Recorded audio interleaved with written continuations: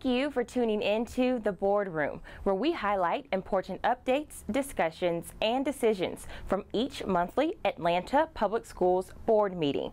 I am Sharice Darby, and this is an inside view of the boardroom from the February 4th, 2013 meeting. After the meeting was called to order at the start of the February board meeting, Superintendent Errol Davis acknowledged Sharon Pitts, General Counsel for APS, for her 16 years of service to the district. Sharon Pitts is leaving Atlanta Public Schools to serve as the Executive Director of Human Resources and Legal Services for Grand Rapids Public Schools in Michigan. I'd like to pause for a moment and acknowledge our General Counsel, Ms. Sharon Pitts. After more than 16 years of dedicated service to Atlanta Public Schools, Ms. Pitts is moving on to another opportunity in a less hospitable climate, but a very nice opportunity nonetheless.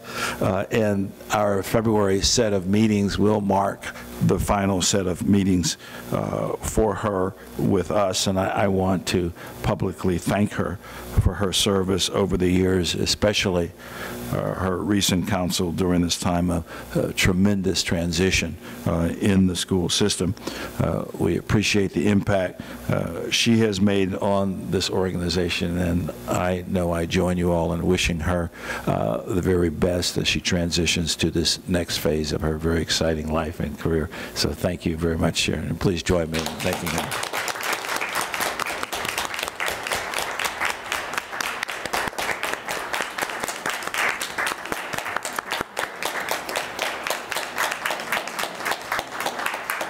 Thank you to the wonderful people who have helped me be successful in my career while at the Atlanta Public Schools, all the way from board members to our incredible staff of teachers and principals and administrators.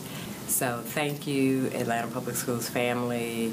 Although I'm sad to go, you'll always be in my heart, and I'll always be here supporting you.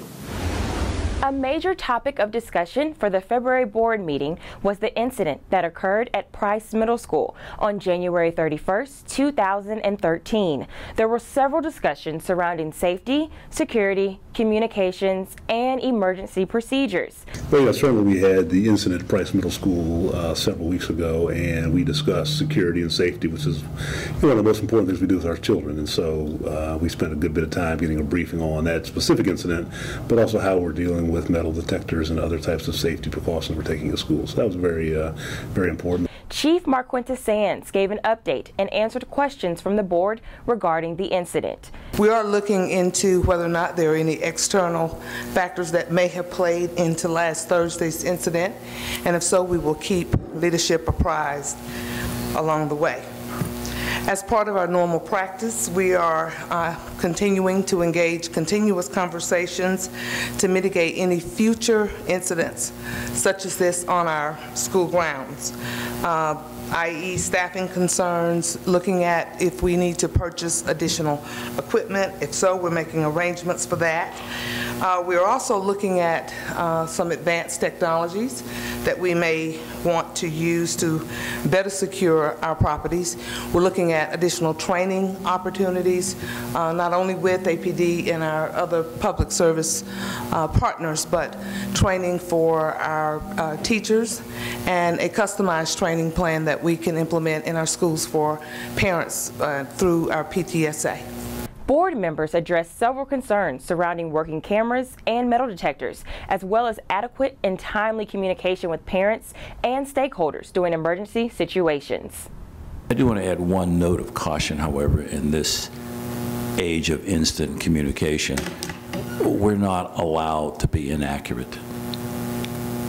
Others are, and others were in this situation, very inaccurate. This started off as a young woman being shot at Carver. I can't communicate that. And so you're right, and I'm certainly not disputing anything you said, because I don't think we do have adequate crisis communication protocols. That's something I think that will come out of this, but our communications are going to be slower because there's a burden on us to be accurate, and that burden is not shared universally. But I think that we need to really thank the people for the effort they put forth. One of the things that I get concerned about, I see a lot of sensationalization going on, and that put parents even a bigger panic, you know, because everybody's trying to sell a story. So I think that when you got all those things that you're dealing with, you know, you're dealing with the emotion of someone concerned about their child. You're dealing with the news media trying to see who can be more sensational than the next. And if we as board members don't act as a common effect, it can get even worse. So one of the things that we can do as board members, when parents call us, try to soothe them to let them know that everything that can be done is being done. Chuck Burbridge, Chief Financial Officer for APS, presented a financial update presentation before the board at the February meeting. During the presentation, Burbridge discussed the overall revenue and local tax picture for the district. Burbridge also discussed the continuing monitoring of payroll. Yeah, we dropped 46 positions off of payroll. It's not that necessarily that there were 46 people laid off, but some of this is, there was a major review of staffing at all schools, and more importantly, the coding of staffing. And so there was a net change where we were able to take people who were coded as general funds and move them to some categorical funds appropriately. And that allowed us to reduce the payroll a bit in December. And so there's continuing monitoring and cleanup of payroll coding and staffing as we speak. But this was a positive change for us. It takes some of the pressure off. You also note that hours and subs are down slightly from the November level, and both the November and December levels are well below the prior year's levels. So we are seeing control of our staffing. That's giving us a little sense of optimism there. Deputy Superintendent for Curriculum and Instruction, Karen Walden, and her team gave a presentation before the board highlighting the district's approach to credit recovery and the Atlanta Virtual Academy. The Atlanta Virtual Academy is a part of district-wide efforts to ensure that more APS students graduate from high school. How do we respond when our students don't learn?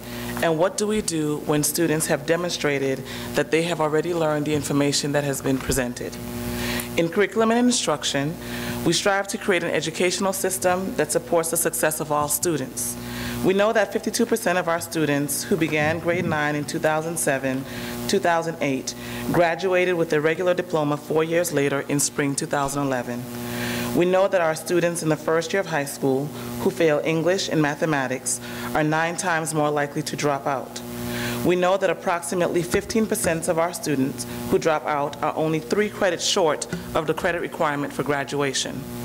We know that approximately 60% of our dropouts exit our district while enrolled in grades 9 and grade 10. We also know that 52% of our students who do graduate, of those, 37% of those students go on to attend a public post-secondary school in Georgia, either in the university system of Georgia or in the technical college system of Georgia. Of those, only 45% do not require remediation in English and or mathematics, meaning that 55% of our students going on to public post-secondary education in Georgia require remediation. So we have identified a potential solution that we believe will support our students in their drive toward graduation. During the presentation, team members discussed the purpose of unit and credit recovery and the Atlanta Virtual Academy, such as to increase the graduation rate and reduce the dropout rate, opportunities for acceleration for students who want to get ahead, virtual learning opportunities, and opportunities for students to take classes not offered on their campus.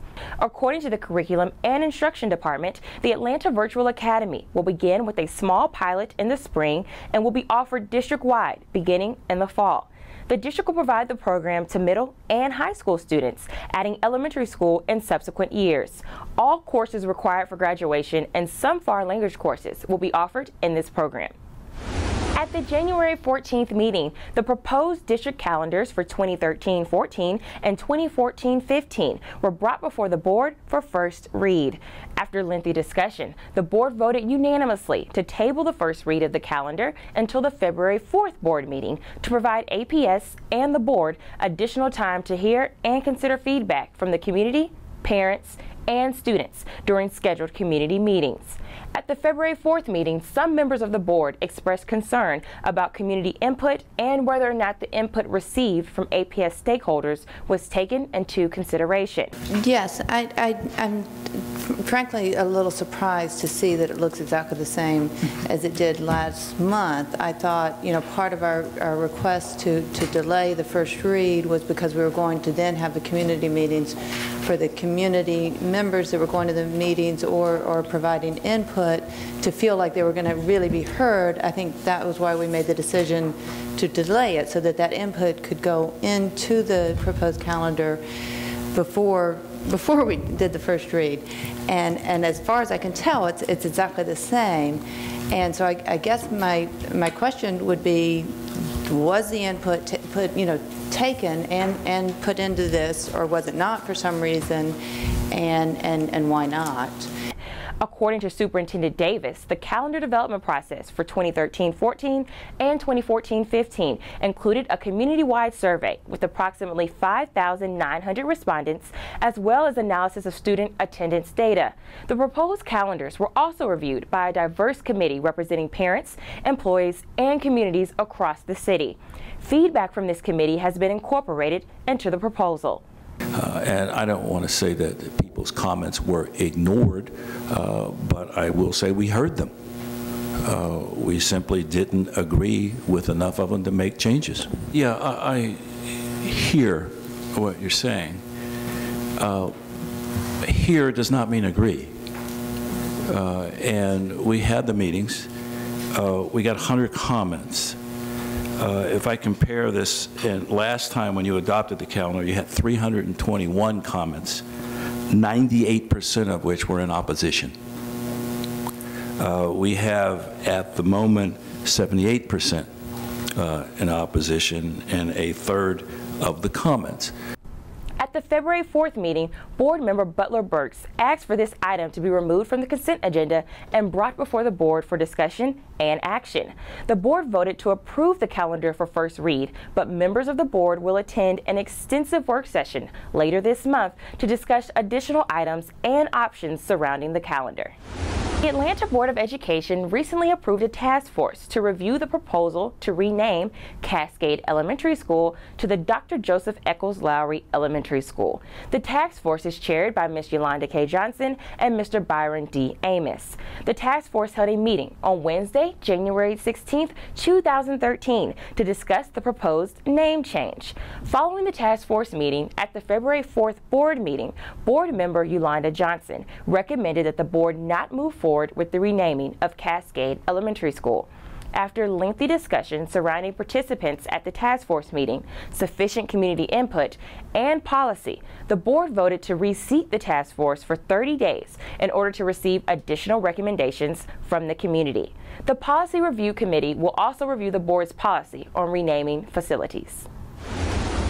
In December, Atlanta Public Schools announced that as a result of a generous contribution by the GE Foundation, every classroom teacher, assistant principal, and principal will receive critical training to allow them to hone their skills implementing the new Common Core Georgia Performance Standards.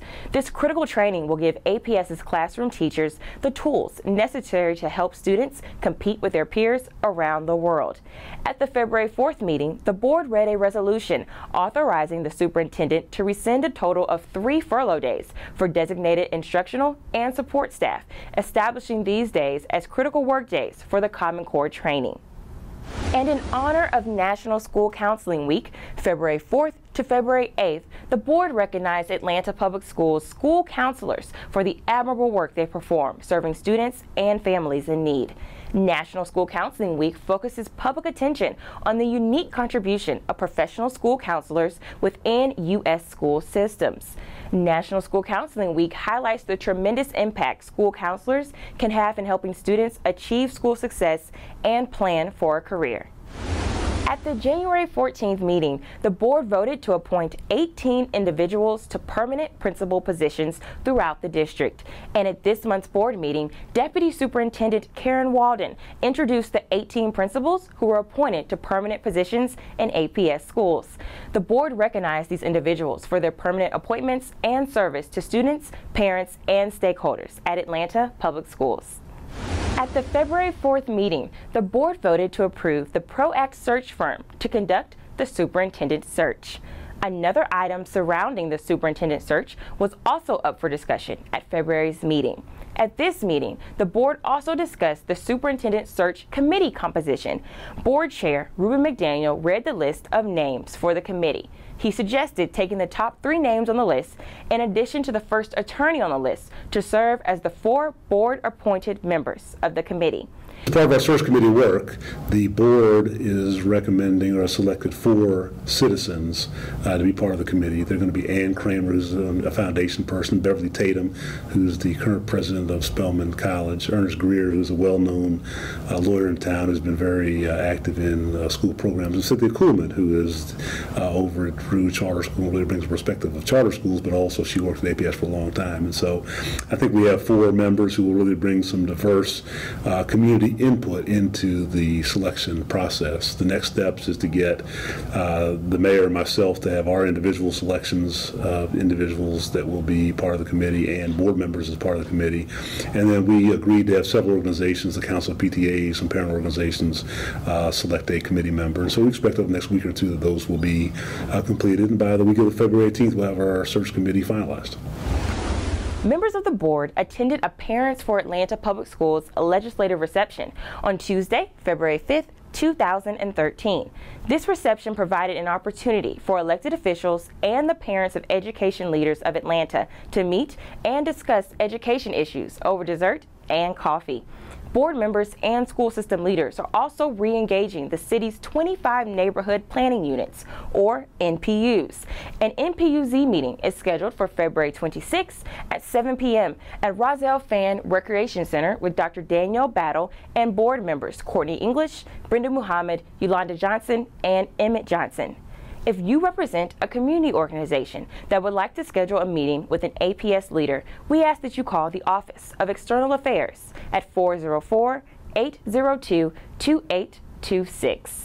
At each board meeting, community stakeholders are given an opportunity to speak publicly to the board. Several of the public comments at the February 4th meeting addressed the interim principal at Bunch Middle School, the incident at Price Middle School, and disciplinary measures throughout the district. Let's take a brief look at a few of the night's public comments. I'm here on behalf of Bunch Middle School as well, and asking and begging you all to please leave our interim principal in there. Our principal now has gained a lot of control back over at Bunch. We do not want to have the situations that have happened in other schools, because I feel that some schools are out of control. And I mean, I'm not just saying it's all leadership, but he has gained a lot of authority back in that school. The morale is back in the schools, the teachers are pumped, the kids are ready to learn. I know that my son himself comes home with a different attitude about being in the school on a day. Hello, my name is Craig Johnson II, and I'm a 7th grade student and scholar at Bunch Middle School. I would like to beg and plead that you please leave Mr. Watkins in place as a principal at Bunch Middle School. Mr. Watkins has turned the school around 360 degrees compared to my last year at Bunch. Today we had an honors program, and to see the amount of students, especially boys, who achieved honor roll and received awards was amazing. Last year compared to this year is totally different. The discipline is way better for everyone, especially young men that attend Bunch Middle School. We have more men visible in the school and all day. Lastly, most of all, the morale and spirit is back. Please help to continue to build a better Bunch. Thank you. Problem of a lack of discipline and unbridled freedom spills over into all areas of our lives: finances, health, quality of food, air, etc. And the lack of discipline transcends socioeconomic, racial, and geographical boundaries and makes for an uncomfortable subject when we dare expose this elephant. Schools can't fix the whole society, but we will fix what professional educators and board members should be in control of. Board Chair Ruben McDaniel says the board has a lot of upcoming work centered around the school calendar and the search for a permanent superintendent. Listen to Ruben's remarks regarding the February 4th meeting as he recaps important moments and outlines key objectives for the board moving forward. Well, I thought we had a pretty efficient meeting. We had some good community input. I think that the discussion around the calendar is going to be one that will kind of take up some time between now and March. We had a board presentation on some of the interventions that the curriculum instruction department is doing, and that was helpful just to begin understanding more about those processes and procedures. And so I think it was a good informative board meeting and fairly efficient. As we get the first read of the calendar done, the calendar is an important tool that we use, what we call the game board, if you will, for education, and there will be some significant changes in the calendar, but we had an opportunity to review the calendar and kind of determine where we're going with that. And then finally, the third thing I would say is that we made some progress on the superintendent search, putting together several of the committee members that will be on that committee, as well as selecting PROACT to do the search. The search will kind of begin process fairly quickly, but as far as being in earnest, will be fall of this year when we start searching in earnest, and certainly have Mr. Davis through June of next year. And so we're not in a hurry to do it, but we want to do it right to find the best superintendent possible.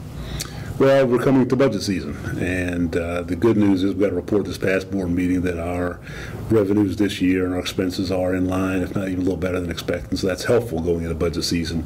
But we do know there will be difficulties. We know that the tax rolls will probably be flat or even down a little bit. And we know from a student perspective, we have a lot of needs and issues we have to address with our students. They cost money. We want to make sure that each student has a great teacher that they're working with, and great administration, and great facilities. And so budget's going to be the big issue really starting this spring.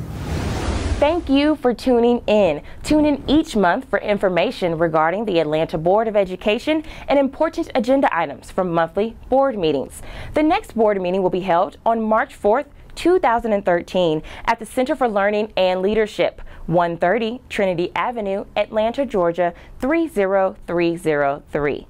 Stakeholders who would like to provide public comment during the monthly Committee of the Whole meeting should contact the board office at least 1 hour prior to the scheduled start time of the Committee of the Whole meeting by calling 404-802-2200. Stakeholders wishing to address the board during the community meeting must register in person at the sign-in table from 5:00 p.m. to 5:50 p.m. on the day of the community meeting. Community members must list their names and agenda item or topic they wish to address.